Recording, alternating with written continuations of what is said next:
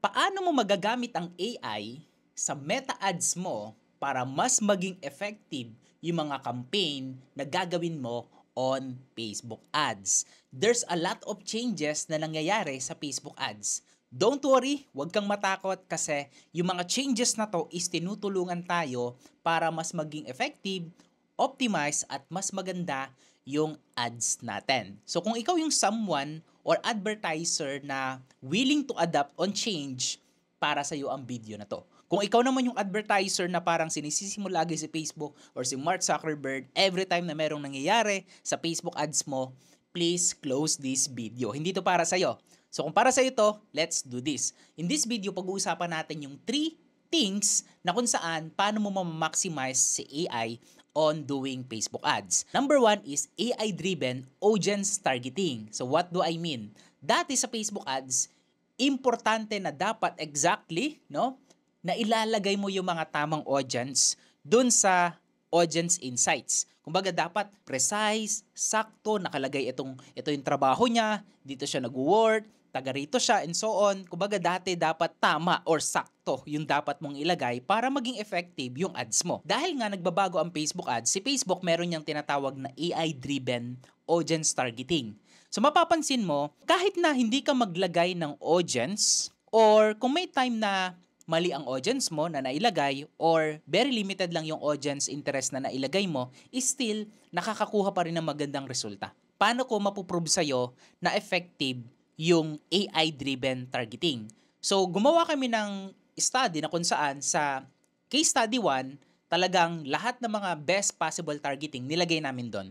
And it works. Sa kabilang banda naman, we created another campaign o multiple ad set, and then ang ginawa namin, totally age lang, location ang nilagay namin. And it works. So paano nangyari yun, Coach Jay? Mag-work pa rin yung ads mo as long as yung creative mo is yung magta-target doon sa mga tamang audience. Let's say for example, bibigyan kita ng some tips. Kung ang offer mo sa online is you are selling a specific program na kung saan pampapayat. So meaning to say, yung content, yung mga messaging mo dun sa creative mo dapat para dun sa mga target audience mo. Kumbaga binabanggit mo dapat yun sa ads mo. For example, ako, if magra-run ako ng ads tapos ang target audience ko is mga aspiring entrepreneur or aspiring media buyer na gustong matuto sa Facebook ads. Let's say, nag-offer ako ng course or training program about Facebook ads. So, ang gagawin ko sa mga messaging ko sa creative ko, ang sasabihin ko, if you are aspiring Facebook ads media buyer, or if you're struggling Facebook ads media buyer, kung ikaw to, make sure na panoorin mo yung video na to. Diba? So meaning to say, yung creative mo, tutulong si Facebook para hanapin yung mga taong yun. Kasi in the first place, sinabi mo dun sa creative mo kung sino yung audience mo. Okay? Sa kaya ka-importante yun yung elements para mag-work yung AI-driven audience targeting ng Facebook. Hindi pwede na, yes, okay, lagay tayo ng picture ads, tapos wala ka nang ilalagay. Sa picture ads, hindi siya masyadong mag-work. Napansin ko mas nag-work to sa mga video type ads, kasi dun sa video type ads, nasasabi natin, nababanggit natin, yung mga target audience na gusto nating iserve or pakitaan ng ads mo mismo. So yun po yung AI-driven audience targeting ng Facebook. Make sure to apply sa mga next creative na gagawin mo, introduce mo para kanino ba yung ad na ginagawa mo. By the way, bago tayo mag-move doon sa next tips is bibigyan kita ng bonus structure kung paano ka makakapag-create ng proper direct response ads para ma-target ng AI ng Facebook yung mga taong gusto mong iserve. Natutunan ko to sa one of my virtual mentor, kung kilala mo si Frank Kern. Ayan. So, ang tawag niya dito is the magic ad formula. So, direct response. Okay? Ibig sabihin, direct to the point. Meron kang gustong i-offer or benta or gusto mo something na gusto mong i-lead kung saan mo man siya gustong papuntahin. Pwedeng sa website, pwedeng purchase, pwedeng mag-message siya, yung mag-inquire sa'yo, and so on. So, ang framework na to, pwede mo siyang gawin sa ad mo structure. You can use it on the AI or sa copywriter mo or paano ka mag-create ng content. Basically, ito yung process. Number 1 is ilalagay mo dito is if you are struggling Facebook ads media buyer, so sino ba yung target audience mo? Nakalagay naman dyan. Number 2, and you want. Papakita mo na dito na paano masosolve yung problems nila. And also yung desired outcome or solusyon na gusto nilang makuha. And here's what I've got for you. Number 4 is here's what it will do for you. Ito yung pwedeng niyang magawa sa'yo. And number 5 is here's what I want you to do next. So kung ikaw yung taong ito na gustong mag-level up yung skills, na hindi na mahirapan paano i-manage yung ads and so on, so go ahead, click the button below or click mo yung send message and may message kita on the Facebook. Yun yung process na kung saan kapag tama yung structure natin, tama yung process natin sa paid advertising, matutulungan din tayo ni Facebook na hanapin yung mga right people para sa offer natin. Huwag kang masyadong ma-overwhelm sa technicalities ng Facebook. To be honest, Facebook is one of the skills na sobrang bilis at sobrang daling matutunan. Ano yung mga skills na mas ahead or mas importante pa, kumbaga sa technicalities, how to set up, how to scale, step by step setting up Facebook ads and so on. Importante yon, foundation yon. Pero ano ba yung pinaka-importante? Yung skill mo, paano ka magki-create ng proper creative, yung skill mo, paano ka magki-create ng magandang offer, paano mo i-communicate yung ads mo, how to deliver the video, yung content, and so on, and so much more. Iyon yung pinakamas importante para sa akin. Kung nagustuhan mo ito, go ahead, like this video, and comment ka dyan sa ibaba dito sa tip number 1. So let's proceed sa tip number 2. Sa tip number 2, pag-uusapan natin yung automated creative optimization. So kailangan yung Facebook mo is optimize sa iba't ibang placement. Ano ba yung placement, Coach J? Kapag meron kang nakitang ad sa marketplace, another placement yon. Let's say sponsored ads. Kapag meron kang ad na nakita sa newsfeed mo using your mobile newsfeed ang tawag doon. Yun yung placement. Kapag meron kang nakitang Facebook ads sa isang website, let's say sa GMA and so on, absbn.com, Facebook ads placement yon. Ano yun? Parang audience network and so much more. Marami pa nun. Makikita mo dito sa screen, kapag mag-upload tayo ng video, so punta na ako dito, i-skip na lahat ng itong text optimization. By the way, meron din yung AI. So, move na lang tayo sa media. So, punta ako sa page ko, let's say sample page ko, tapos, let's say, ang video na nagawa ko is naka-landscape. Hindi siya edited, hindi siya naka 1x1, hindi siya naka-vertical, and so on. Let's see kung paano ni Facebook i-optimize yung video na to. By the way, walang masyadong edit. So, i-click ko to, tapos i-click ko yung next. Ayan, so makikita mo ang size nan is ganito, naka-landscape. So, i-click ko yung next. Then, makikita mo dito yung optimization. So, si Facebook, dito pa lang, binibigyan na tayo ng parang suggestions para sa placement optimization ng ad natin. So as you can see here, meron ditong recommendation. Sabi niya dito is 9:16. Ayan. So by the way, pwede mo siyang i-crop. So kung ang video mo is nasa center ka, kumbaga yung subject naka-center ka, okay lang na ganito yung gawin mo. So try natin i-play kung bagay siya. But I believe hindi siya masyadong bagay kasi, naka-cut. Kasi nasa side ako. Ayan. So, hindi siya best. So, dito na lang tayo sa original. Ayan. Tapos, dito naman sa 1x1, recommended. Ito, pwede to. Pwede kong i-accept to. Tapos, ito. So, ang challenge dito is itong part na to. Paano mo ma-optimize yung ad mo? Number 1, you need to create a 9:16 video format kung mag-run ka ng ads. And recently, Facebook nag-email sa akin. Ang sabi ni Facebook, nagsasuggest siya na all ads na iraran mo is naka 9:16. Para optimize siya sa multiple placement. And si Facebook kasi ngayon, mas pinupush yung mga ads sa Reels, sa Stories, and so on. Kumbaga yung mga placement na to is sila yung mga naka-vertical, 9:16. Kung nanonood ka ng TikTok, nanonood ka ng Reels, yun po yung naka-vertical. Ito po yun. So dito ang challenge, hindi siya naka-vertical. So paano yung gagawin ko? So pwede kong mag-replay. So hanap na lang ako ng ibang video. Kuha ko dito ng sample video. Let's say, this one. Ayan. Ito na lang. Naka-vertical to. Ayan. Ito na po yung itsura ng 9:16. Okay? Meaning to say, hindi po 1x1 ha. Hindi siya yung square. Hindi siya yung 3x4. 9:16. Make sure na meron kang 9:16 na ad format para ma-optimize yung ads mo. Una pa lang nagsasuggest na si Facebook. Sinasuggest na ni Facebook or nag-recommend na siya na ito dapat yung gamitin mo. Recommended by Facebook. Bakit hindi natin susundin? Okay? System ni Facebook yung nagsabi. So, sundin natin siya.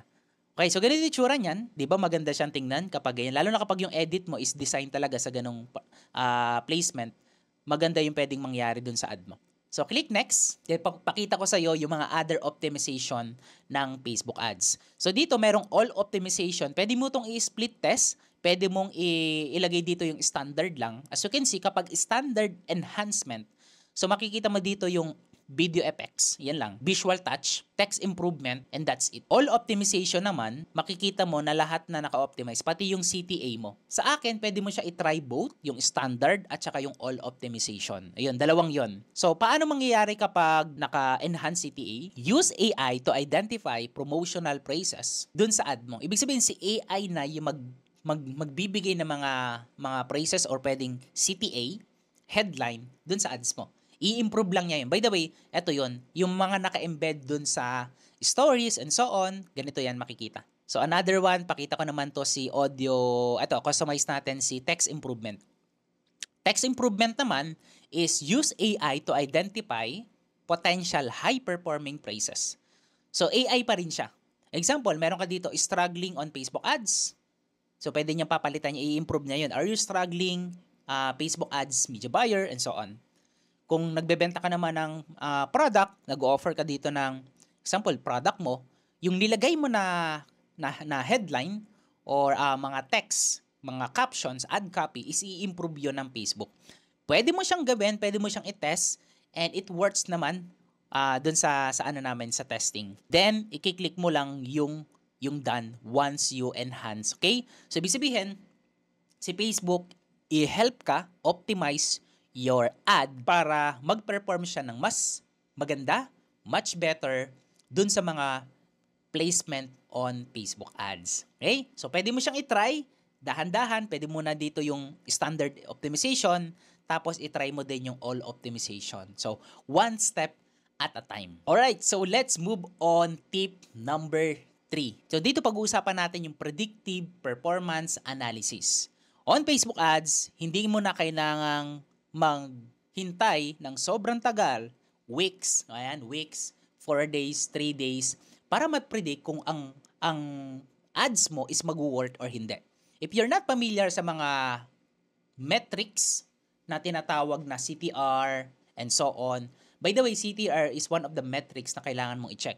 So dito pakita ko sa iyo pakita ko sa iyo ha. So dito merong metrics na tinatawag na CTR. CTR means the percentage of impression where a click all occurred out of a total number of impression. So ilan ba yung nag-click?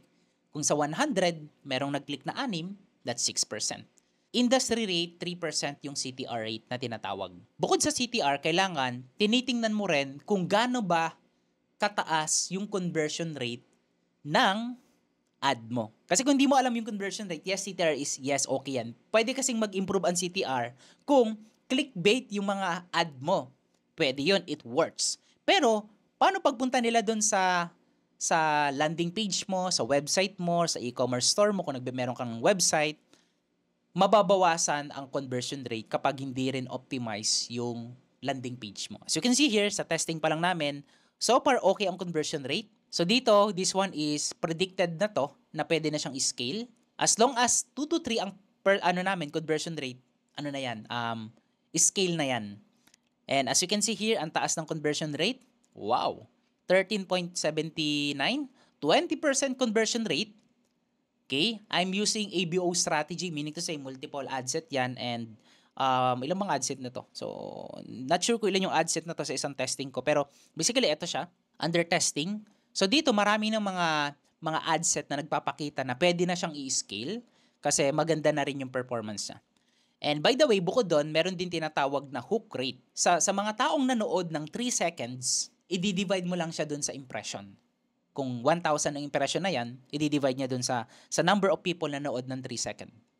Okay? So kapag mataas ang hook rate mo, mataas din ang click-through rate mo. So you can see here, ang CTR natin, 6%, 50 ang hook rate. Makikita mo, kapag mataas ang CTR, it improves the hook rate. Grabe, 50. Meaning to say, tama or effective yung mga ads na ginagawa mo. Okay, pinakita ko sa iyo yung formula. Paano i-compute yung hook rate? Ayan, you can use a custom metric. Kung hindi ka familiar dyan, dito lang yan. i-divide mo lang yung 3-second video plays divided by impression to calculate the hook rate. So there's a lot of metrics, and for the meantime, yun muna yung ibibigay ko sa'yo na kailangan mong bantayan, your CTR, and then the hook rate ng ads mo. But yung conversion rate kasi is nakadepende yon kung gaano ka-optimize yung funnel mo, yung sales process mo. Kung ang ads mo naman is send message, yung conversion rate is magdedepende kung gaano ka kagaling sa closing. Yung workflow mo, kung paano mo kinu-close yung someone na nag-inquire dun sa page mo. Before we end this video, okay lang ba na humingi ng takeaway dito sa video na to? Kung ano yung takeaway mo, ilagay mo dyan sa ibaba ng video na to. May makikita ka dyan na comment section. I-comment mo kung ano yung biggest takeaway mo dito sa video na to. For those people na makakapag-comment ng sobrang honest, number 1, inspiring, and syempre nagustuhan ko yung takeaway, i-message kita, and then bibigyan kita ng 1 hour free coaching. So, isa lang yung pipiliin ko. So, kaya naman, go ahead, i-comment mo yung takeaway mo dito sa video na to para ikaw yung manalo para sa free one-on-one coaching. Okay? So, i-record natin yung one-on-one coaching na yon para, syempre, maipakita natin sa mga viewers natin dito sa Facebook na nangyari yung one-on-one coaching na yon na hindi ko lang siya sinabi. So, kung okay lang sa'yo, nasa one-on-one coaching natin is gawin natin siyang live kung okay sa'yo, or pwede rin namang recorded, i-record natin yung call natin, and ibibigay ko sa'yo yung file, edit muna natin bago natin i-publish. Kung okay sa'yo yon, go ahead, ilib mo na yung takeaway mo dito sa video na to. And I'm looking forward na ikaw yung manalo para sa free one-on-one, 1-hour coaching na ibibigay ko dito. So once again, thank you so much for watching this video. This is Coach Jay. That's it for now. See you on the next one.